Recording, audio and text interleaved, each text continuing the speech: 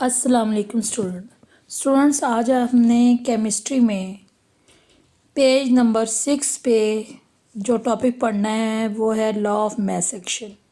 Basically ये बहुत important question है और लॉन्ग क्वेश्चन के तौर पे ये नॉर्मली जो है ये बोर्ड के एग्जाम्स में आता है और इसको आज आपने बहुत अच्छे तरीके से समझना है और इसको याद करने की कोशिश करनी है और इसको डेरिवेट कैसे करते हैं ये भी आपने देखना है। लॉ ऑफ मास एक्शन जो है ये दो साइंटिस्ट थे, गर्लबर्ग और वेग।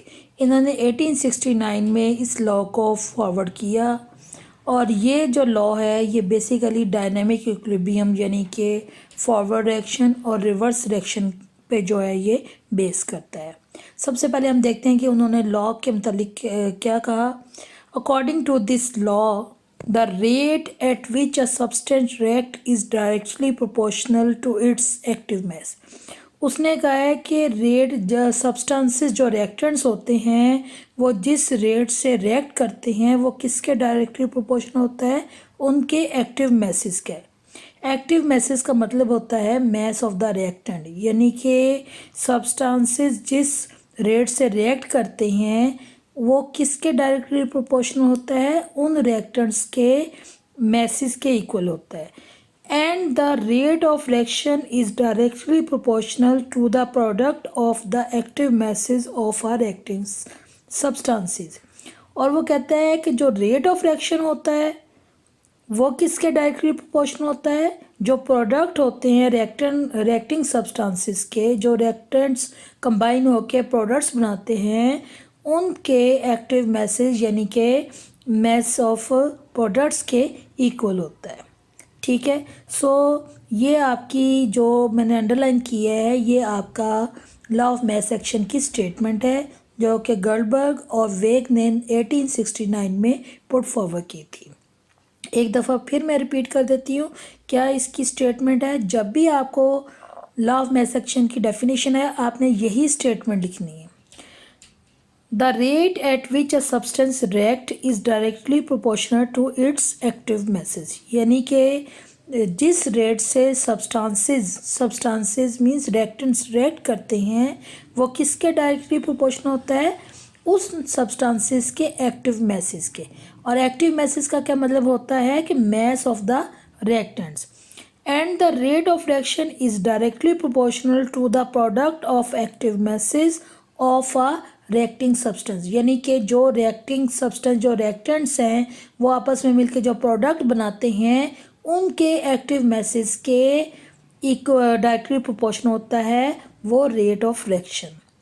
जनरली एक्टिव मैसेस जो होते हैं उसको हम मोलर कंसंट्रेशन कहते हैं। मैंने जैसे आपको बताया मैस ऑफ द सब्सटेंस होता है और इसकी जो यूनिट है वो मोल पर dm³ है। मोलर कंसंट्रेशन एक्टिव मैसेज की क्या यूनिट है, मोल पर dm³। और इसको जो मोलर कंसंट्रेशन होती है जो एक्टिव मैसेज होते हैं किसी भी सब्सटेंस के उसको हम स्क्वायर ब्रैकेट से शो करते हैं। अब इसको मैं आपको एक एग्जांपल से इसको एक्सप्लेन करती हूँ। फ़र्ज़ करें कि हमारे पास एक रिवर्सिबल रिएक्शन है जिसमें A और B जो हैं दो रिएक्टेंट्स हैं जो कि आपस में रिएक्ट करके प्रोडक्ट्स बनाते हैं C और D। सपोज किया हुआ है कि हमारे पास एक सब्सटेंस A है दूसरा सब्सटेंस B है और ये दोनों आपस में रिएक्ट करते हैं और ये क्या बनाते हैं, प्रोडक्ट्स में C को एक सब्सटेंस C बना देते हैं जिसको हम कहते हैं और दूसरा सब्सटेंस D बना देते हैं। अब इसमें जब A और B दो रिएक्टेंट्स आपस में रिएक्ट करते हैं और वो प्रोडक्ट बनाते हैं C और D तो ये हमारा फॉरवर्ड रिएक्शन होगा। और जब C और D दोबारा रिकम्बाइन होके अपने प्रोडक्ट जो है वो रिएक्टेंट्स में चेंज होते हैं तो वो हमारा रिवर्स रिएक्शन होगा। ठीक है, अब इसमें KF जो है वो फॉरवर्ड रिएक्शन को शो कर रहा है और KR जो है वो रिवर्स रिएक्शन को शो कर रहा है। अब इसमें हम देखते हैं कि मैंने आपको बताया था कि जो सब्सटेंसेस होते हैं उनके एक्टिव मैसेज को हम स्क्वायर ब्रैकेट से शो करते हैं और उनकी यूनिट क्या होती है, मोल पर dm³। अब इसी तरह जो रिएक्टेंट्स हैं ए और बी, इसी तरह सी और डी को हमने स्क्वायर ब्रैकेट से शो किया और उनकी यूनिट क्या होगी, मोलर कंसंट्रेशन, या जो उनकी जो एक्टिव मैसेज की वो मोल पर डीएमक्यू होगी। अब according to the law of mass action, rate of forward action जो है वो किसके इक्वल होगा, ए और बी, ए और बी के इक्वल होगा क्योंकि ये रिएक्टेंट्स है। फॉरवर्ड एक्शन में क्या होता है, रिएक्टेंट्स रिएक्ट करके प्रोडक्ट्स बनाते हैं, ए और बी।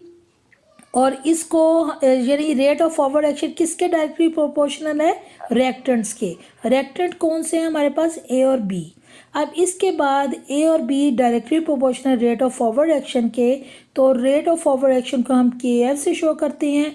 ए और बी जो रिएक्टेंट्स हैं इनको हम स्क्वायर ब्रैकेट्स के अंदर के ज़रिए शो करेंगे। और आपको पता है कि स्क्वायर ब्रैकेट्स जो हैं वो हम एक्टिव मैसेज के तौर पर के किसी भी सब्सटेंस के एक्टिव मैसेज को हम स्क्वायर ब्रैकेट्स में शो करते हैं। अच्छा जी, अब इसी तरह रेट ऑफ रिवर्स रिएक्शन किसके डायरेक्टली प्रोपोर्शनल है, सी और डी के। अब इसमें सी और डी जो है वो प्रोडक्ट्स हैं और रेट ऑफ रिवर्स रिएक्शन उसके इक्वल है। के आर किसके तौर पे शो होगा, रेट ऑफ रिवर्स रिएक्शन को प्रोपोर्शनलिटी को शो कर रहा है और इसमें किसके इक्वल है, ये सी और डी के। अब यहाँ पे जैसे कि मैंने आपको पहले बताया है कि के एफ और के आर जो हैं ये प्रोपोर्शनलिटी कांस्टेंट कहलाते हैं और ये स्पेसिफिक किसके लिए हैं, रेट ऑफ फॉरवर्ड रिएक्शन की प्रोपोर्शनलिटी कांस्टेंट और रेट ऑफ रिवर्स रिएक्शन की प्रोपोर्शनलिटी कांस्टेंट को शो करते हैं। अब यहाँ पे हम देखते हैं कि इक्विलिब्रियम स्टेट पे क्या होगा। इक्विलिब्रियम स्टेट पे जो है जैसे कि आपको मैंने बताया कि डायनेमिक इक्विलिब्रियम में क्या होगा, रेट ऑफ फॉरवर्ड एक्शन जो है वो रेट ऑफ रिवर्स रिएक्शन के इक्वल होगा।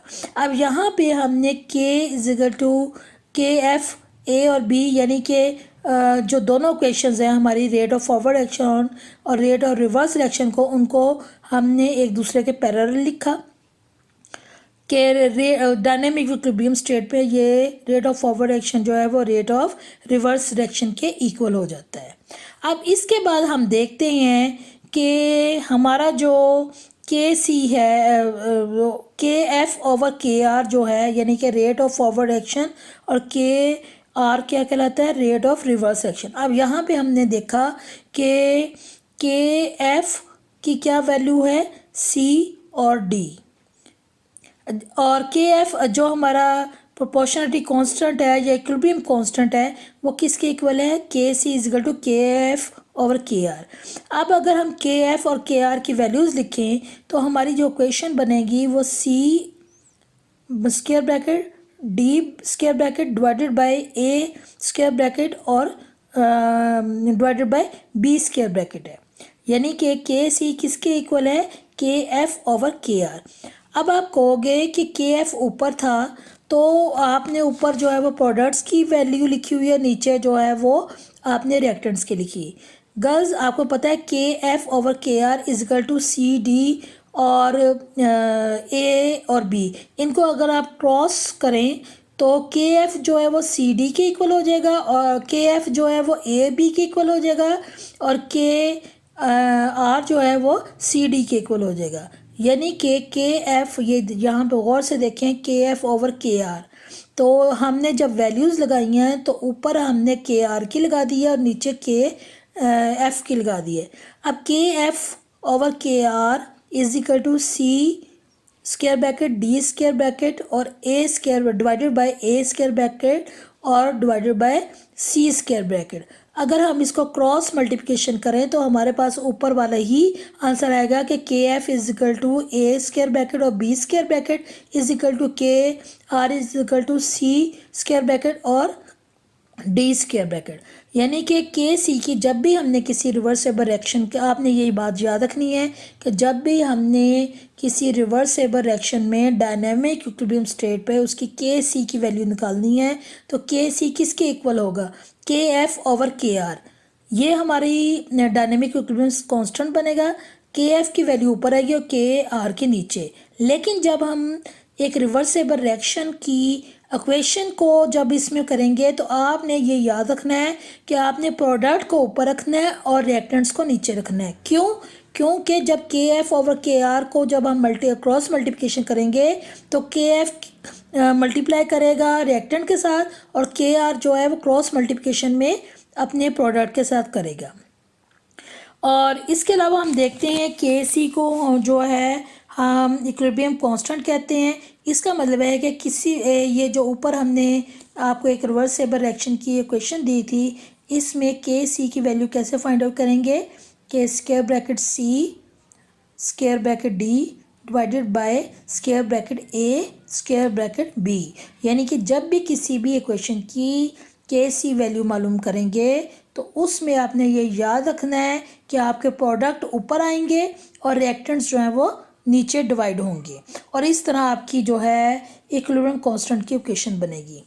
अब हमने आपको आगे मैं बताती हूँ कि लॉ ऑफ मास एक्शन को हम जो है डिस्क्राइब करते हैं relationship between the active masses of the reactants and products and the equilibrium constant. यानी कि लॉ ऑफ मास एक्शन को अगर आप कहें कि किस तरह आप डिस्क्राइब करेंगे तो आप ये कहेंगे कि इसमें रिएक्टेंट्स और प्रोडक्ट्स के जो एक्टिव masses हैं उसके दरम्यान रिलेशनशिप और उस रिलेशनशिप से हम कैसे इक्विलिब्रियम कांस्टेंट को ड्राइव कर सकते हैं किसी भी रिवर्सिबल रिएक्शन में, उसके ज़रिए हम उससे फाइंड आउट कर सकते हैं। अब यहाँ पे हम देखेंगे, ये तो मैंने आपको एक रिवर्सिबल रिएक्शन की थी कि ड्राइव करने के केसी वैल्यू कैसे ड्राइव करते हैं। अब है कि derivation of the expression for equilibrium constant for general reaction, कि हमारे पास एक जनरल रिएक्शन है उसकी हम जो है इक्विलिब्रियम कांस्टेंट का एक्सप्रेशन जो है उसको कैसे डेरिवेट करेंगे। ठीक है, अब इसमें आप देखेंगे let us apply the law of mass action for a general reaction. अब ऊपर जो क्वेश्चन थी उसमें हमने उसका कोएफिशिएंट नंबर यानी कि नंबर ऑफ मोल्स को शो नहीं किया था, लेकिन यहाँ पे एक जनरल रिएक्शन शो किया गया है जिसमें ए और बी दो रिएक्टेंट्स हैं और ये कंबाइन करके सी और डी बना रहे हैं। यहाँ पे इस इक्वेशन में जो कैपिटल ए और बी हैं और कैपिटल सी और डी हैं ये रिएक्टेंट्स और प्रोडक्ट्स को शो कर रहे हैं, जबकि कैपिटल ए के साथ स्मॉल ए इसकी मोलर कंसंट्रेशन बता रहा है, नंबर ऑफ मोल्स बता रहा है, और इसी तरह कैपिटल बी के साथ जो स्मॉल बी है वो भी उसके नंबर ऑफ मोल्स को शो कर रहा है। अब इसी तरह जो कैपिटल सी के साथ स्मॉल सी है ये सपोज कर रहा है कि उसके नंबर ऑफ मोल्स कितने होंगे, 2 मोल्स होंगे, 3 मोल्स होंगे, 4 मोल्स होंगे। इसी तरह कैपिटल डी के साथ जो स्मॉल डी है वो भी उस स्पोज कंपाउंड के नंबर ऑफ मोल्स शो कर रहा है। अब आपको पता है कि डायनेमिक इक्विलिब्रियम जो है वो दो रिएक्शंस पे कंसिस्ट करता है। कौन कौन से? Forward reaction and reverse reaction. अब लॉ ऑफ मास एक्शन के मुताबिक क्या है कि rate of a chemical reaction जो होता है वो किसके डायरेक्टली प्रोपोर्शनल होता है? वो डायरेक्टली प्रोपोर्शनल होता है product of the molar concentration of its reactant raised to power equal to the number of moles in the balanced chemical equation of the reaction। यानी कि एक बैलेंस केमिकल इक्वेशन में आपको पता है कि रिएक्टेंट्स होते हैं, प्रोडक्ट्स होते हैं और उन रिएक्टेंट्स और प्रोडक्ट्स के साथ उनके कोएफिशिएंट नंबर्स जिसको हम कहते हैं नंबर ऑफ मोल्स हैं वो मेंशन किए होते हैं। अब हम देखते हैं कि ये जो हमने एक जनरल रिएक्शन की क्वेश्चन की थी A + B गिव्स C और डी कैपिटल और ए और स्मॉल बी स्मॉल सी और स्मॉल डी जो है ये इनकी वो कोएफिशिएंट नंबर्स या नंबर ऑफ मोल्स को शो कर रहा है। अब इस इक्वेशन से हम जो है forward rate of forward reaction बनाते हैं according to law of mass action. तो rate of forward reaction directly proportional किसके इक्वल होगा? कैपिटल ए और बी, और स्क्वायर ब्रैकेट्स के बाहर हमने स्मॉल ए और स्मॉल बी लगाया है जो कि इसके कोएफिशिएंट नंबर हैं। नंबर ऑफ मोल्स को हमने स्क्वायर ब्रैकेट्स के ऊपर शो किया है। इसी तरह R F is equal to K F के इक्वल होगा, और यहाँ पे जो के एफ है ये रेट कांस्टेंट है फॉर द फॉरवर्ड रिएक्शन। ठीक है, इसी तरह रेट ऑफ रिवर्स रिएक्शन जो है ये डायरेक्टली प्रोपोर्शनल है to the product of C and D, यानी कि रिवर्स रिएक्शन जो है वो किसके डायरेक्टली प्रोपोर्शनल है? जो हमारे इस इक्वेशन में प्रोडक्ट हैं सी और डी, और इसी तरह स्मॉल सी और स्मॉल डी जो है वो स्क्वायर ब्रैकेट्स के ऊपर लगेंगे, जो कि इसका कोफिशिएंट नंबर या नंबर ऑफ मोल्स जो है वो शो कर रहा है। अब हमने रेट ऑफ फॉरवर्ड एक्शन की भी इक्वेशन ड्राइव कर ली है और रेट ऑफ रिवर्स एक्शन की भी कर ली है। और आपको पता है कि डायनेमिक इक्विलिब्रियम में रेट ऑफ फॉरवर्ड एक्शन जो है वो किसके इक्वल होता है, रेट ऑफ रिवर्स एक्शन के, यानी कि R F is equal to R R, यानी कि फॉरवर्ड एक्शन किसके इक्वल होगा, रेट ऑफ रिवर्स एक्शन। और अगर हम इनकी वैल्यूज़ पुट करें तो हमारे पास क्या हो जाएगा, के एफ इज स्क्वायर ब्रैकेट ए ऊपर स्मॉल ए और बी जो है और उसके स्क्वायर ब्रैकेट के बाय स्मॉल बी।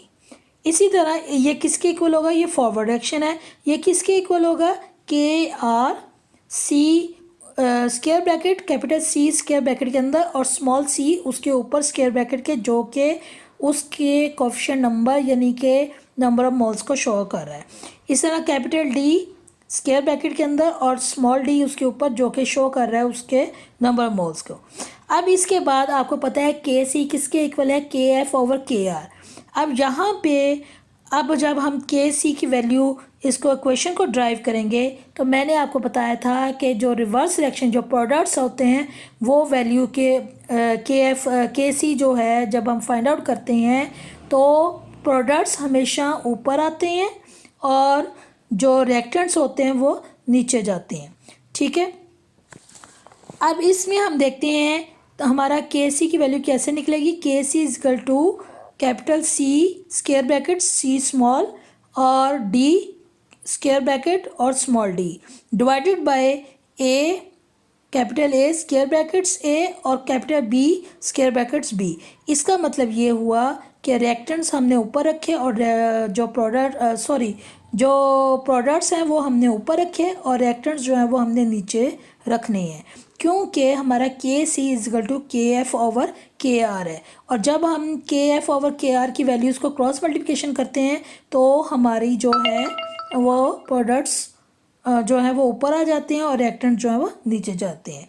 अब ये this expression is for chemical equilibrium constant, और जितने भी रिवर्सिबल रिएक्शन होते हैं उनको हम जब उनकी केसी वैल्यू पुट करनी होती है तो हम इसी रिएक्शन के ज़रिए इसी तरीके से हम जो है डेरिवेट करके उसको निकाल सकते हैं।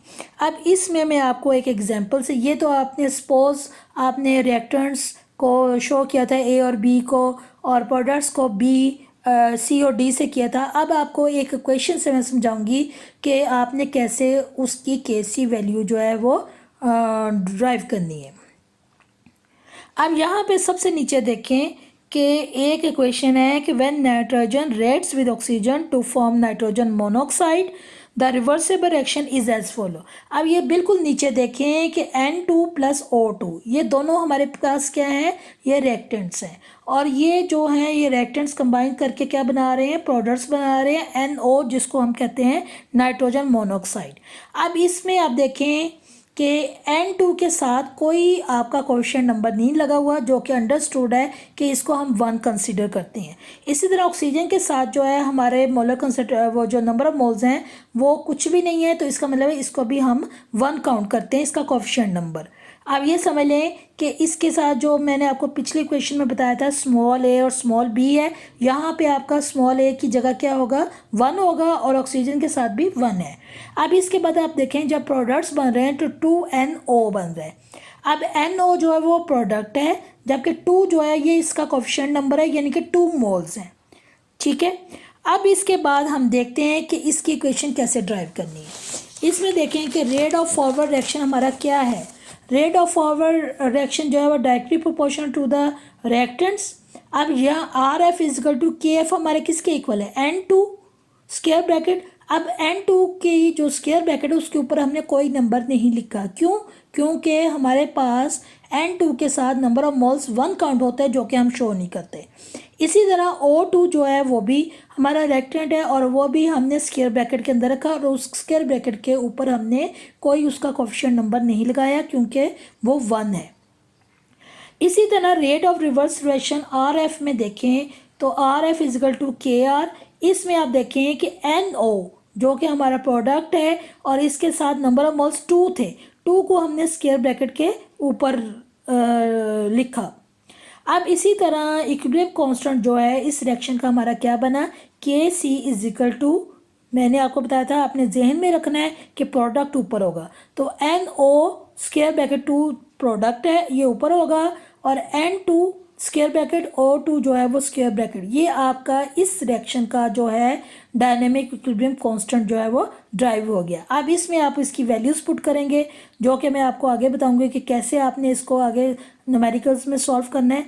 सबसे पहले किसी भी रिवर्सिबल रिएक्शन का आपने क्या बनाना होता है, इक्वेशन बनानी होती है डायनेमिक इक्विलिब्रियम कांस्टेंट को एक्सप्रेशन से, मीन्स के फार्मूला बनाना होता है, जिसमें आपने हमेशा याद रखना है कि आपने हमेशा प्रोडक्ट्स ऊपर रखने हैं। जब भी इक्वेशन बनेगी प्रोडक्ट्स ऊपर आएंगे और रिएक्टेंट्स जो है वो नीचे जाएंगे। अब इसी तरह एक और एग्जांपल है आपके पास, सेकंड एग्जांपल है, for the reaction of nitrogen with hydrogen to form ammonia the balance chemical equation is N2 + 3H2 gives 2NH3। अब यहाँ पे आप देखेंगे नाइट्रोजन और हाइड्रोजन दो रिएक्टेंट्स हैं जो कि कंबाइन करके अमोनिया बना रहे हैं। अब यहाँ पे आप देखें कि नाइट्रोजन N2 के साथ कोई कोएफिशिएंट नंबर नहीं लगा हुआ, इसका मतलब हुआ कि 1 mole nitrogen 3 moles hydrogen combine करके हमारे पास क्या बना रहे हैं, 2 मोल्स ऑफ अमोनिया बना रहे हैं। अब इसमें हमने इक्वेशन ड्राइव करनी है, तो रेट ऑफ फॉरवर्ड रिएक्शन कैसे ड्राइव करेंगे, कि RF = KF, इसमें रिएक्टेंट्स N2 स्क्वायर ब्रैकेट्स, ऊपर कुछ नहीं लगेगा क्योंकि इसके नंबर ऑफ मोल्स 1 है। H2 के साथ नंबर ऑफ मोल्स कितने 3, तो स्क्वायर ब्रैकेट्स के ऊपर 3 डाल देंगे, स्क्वायर इसका क्यूब डाल देंगे। इसी तरह rate of reverse reaction R कैसे बनेगा, या KR किसके इक्वल होगा, NH3, ये हमारा प्रोडक्ट था जिसको हमने स्क्वायर ब्रैकेट के अंदर रखा, और कोएफिशिएंट नंबर यानी कि नंबर ऑफ मोल्स कितने 2 हमने जो है वो स्क्वायर ब्रैकेट के ऊपर लगा दिया। अब इसके बाद हमने KC का फार्मूला ड्राइव करना, एक्सप्रेस करना है इसको, इस रिएक्शन को, तो KC = प्रोडक्ट ऊपर, प्रोडक्ट हमारा यहाँ पे क्या है NH3 स्क्वायर ब्रैकेट के ऊपर 7 square divided bye N2 square bracket, H2 square bracket के बाहर उसकी वैल्यू क्या लगेगा, कोएफिशिएंट नंबर 3। तो ये लॉ ऑफ मैथ सेक्शन में आज आपको बताया कि मैंने लॉ ऑफ मैथ सेक्शन क्या होता है, और किसी भी इक्वेशन को हमने उसका जो इक्विलिब्रियम कांस्टेंट KC = KF/KR वो कैसे ड्राइव करना है इक्वेशन में से, कैसे उसकी KC की वैल्यू फार्मूला कैसे करेंगे, यानी कि डायनामिक इक्विलिब्रियम कांस्टेंट को इक्वेशन कैसे ड्राइव करेंगे किसी भी केमिकल रिएक्शन से।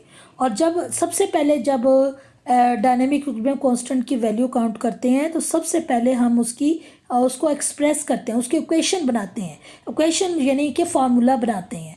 उसके बाद फिर जो वैल्यूज़ दी हुई होती हैं फिर उसमें हम पुट करके उसकी वैल्यूज़ का इक्विलिब्रियम कांस्टेंट की वैल्यू जो है वो फाइंड आउट करते हैं। यहाँ पे आज आपको मैंने सिर्फ KC का इक्विलिब्रियम कांस्टेंट को इक्वेशन के ज़रिए एक्सप्रेस करने का तरीका बताया है। अल्लाह हाफिज़।